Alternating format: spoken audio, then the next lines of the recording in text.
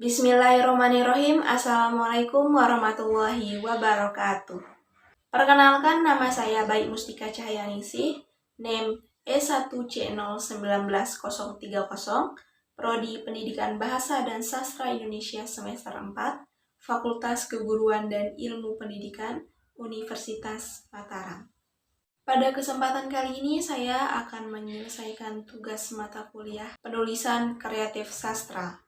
Sesuai dengan judul, saya akan menceritakan secara singkat cerpen yang menurut saya paling menarik. Tapi sebelum saya menceritakannya, saya akan membahas sedikit materi tentang cerpen. Cerpen adalah sebuah karya sastra singkat yang bersifat fiktif, terdiri dari kurang lebih 10.000 kata. Cerpen terdiri dari 6 struktur. Yang pertama, ada abstrak. Kedua, ada orientasi. Ketiga, ada komplikasi. Keempat, ada evaluasi. Kelima, ada resolusi. Dan keenam, ada kode. Baik, untuk mempersingkat waktu, saya akan menceritakan cerpen yang menurut saya menarik. Cerpen ini berjudul Perjalanan Rindu. Di dalam cerpen terdapat 5 tokoh. Yang pertama aku, yaitu seorang penulis bernama Rohul. Yang kedua ada Yogi, ada Yoga, ada Dodi. Kelima ada Bayan. Awal perjalanan mereka dimulai di saat Yogi menghubungi Rohul untuk mengajaknya pergi mendaki. Lalu kemudian Yogi mengajak 2 orang temannya, yakni Yoga dan Bayan. Di saat Rohul sedang mempersiapkan pendakiannya, ia berpikiran untuk mengajak salah satu teman kampusnya bernama Dodi. Ternyata Dodi setuju untuk ikut mendaki bersama Rohul. Singkat cerita, mereka sampai di savana Dedaun pada siang hari sekitaran pukul 2 siang. Akhirnya mereka berlima briefing dan berdoa, lalu kemudian berangkat. Di tengah perjalanan, mereka ditutupi oleh kabut. Lalu pada saat itu, masalah mulai muncul. Antara memilih untuk terus berjalan atau diam di antara kabut yang tebal yang bisa membahayakan dirinya sendiri dan nyawanya sendiri. Rohul lebih memilih untuk melanjutkan perjalanan, tetapi Yogi, Yoga, Dodi, dan Bayan bersikeras untuk tetap diam di antara kabut. Rohul yang bersikeras untuk tetap melanjutkan perjalanan akhirnya tetap melanjutkan perjalanan. Yogi, Yoga, Dodi, dan Bayan akhirnya mengikuti Rohul. Dan setelah 20 menit berjalan, mereka akhirnya sampai di tempat yang cukup lapang.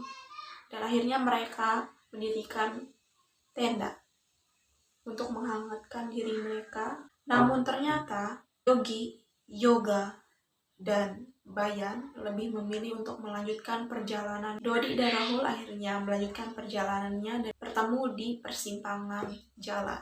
Dan di persimpangan tersebut, mereka memilih jalur menuju puncak. Dodi memilih untuk berhenti. Mereka merasa sepertinya kita salah jalan pada saat itu, ucap Rahul. Dodi menunggunya di bawah, lalu Rahul berjalan untuk melihat situasi yang ada di puncak tersebut. Ternyata Rohul menemukan seorang perempuan sedang duduk di batu. Ternyata perempuan itu juga tersesat, sama seperti Rohul. Rohul juga berniat untuk mencari rombongan perempuan tersebut.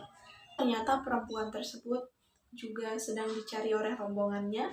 Lalu kemudian handphone Rohul berbunyi. Ternyata itu adalah telepon dari Yogi. Pada malam hari, ada 2 orang perempuan sedang berdebat.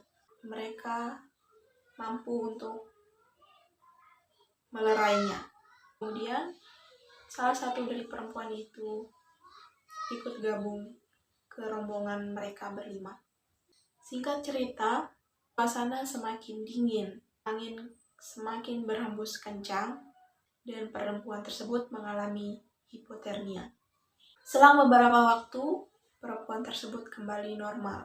Yogi dan Yoga diam-diam menyampaikan berita tersebut kepada rombongannya dan memberitahukan rombongan untuk memberitahukan kepada pengelola savana dan daun. Pengelola savana dan daun akhirnya datang menemui perempuan tersebut, dan perempuan tersebut dibawa kembali oleh rombongannya. Lalu pada pagi harinya mereka disuguhi oleh pemandangan yang sangat indah. Pagi hari yang sangat cerah di savana dan daun. Setelah itu mereka akhirnya sarapan dan bersiap-siap untuk turun.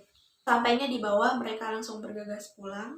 Hal yang dapat kita ambil dari cerpen ini adalah kebersamaan. Karena kebersamaan itu penting, dan kita juga dapat mendapatkan pelajaran bahwa kita harus saling tolong-menolong. Baik itu kepada orang yang kita sudah kenal maupun orang yang belum kita kenal. Itu saja cerita singkat dan sedikit materi cerpen dari saya. Kurang lebihnya saya mohon maaf. Wabillahi taufiq wal hidayah. Wassalamualaikum warahmatullahi wabarakatuh.